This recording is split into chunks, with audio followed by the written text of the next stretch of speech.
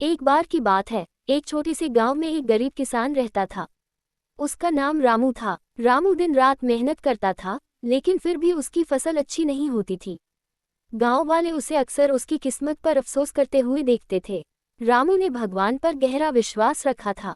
उसे भरोसा था कि भगवान उसके साथ हैं और उसे कभी भी अकेला नहीं छोड़ेंगे। एक दिन गांव में एक सूखा पड़ा और फसल पूरी तरह से बर्बाद हो गई। लोग चिंतित और निराश हो गए, लेकिन रामू ने भगवान से प्रार्थना की और कहा, हे भगवान, मुझे विश्वास है कि आप मुझे कठिनाई से उबारेंगे। समय बीतता गया, लेकिन स्थिति ज्यों की त्यों रही। एक दिन गांव के एक अमीर व्यक्ति ने देखा कि रामू अब भी भगवान पर विश्वास बनाए हुए है। उसने रामू से पूछा, तुम्हारी फसल खराब हो गई है और तुम्हारी स्थिति भी बहुत कठिन है, फिर भी तुम क्यों विश्वास बनाए हुए हो? रामू मुस्कुराया और कहा, मुझे पता है कि भगवान मेरे साथ हैं।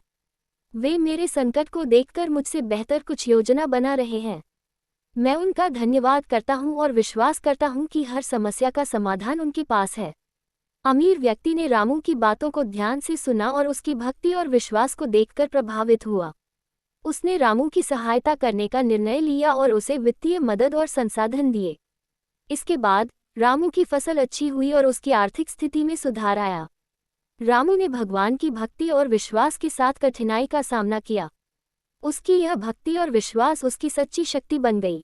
इस प्रकार भगवान पर विश्वास रखने से न केवल रामू की समस्याएं हल हुईं, बल्कि उसने दूसरों को भी सिखाया कि सच्चा विश्वास कितनी बड़ी शक्ति हो सकता है।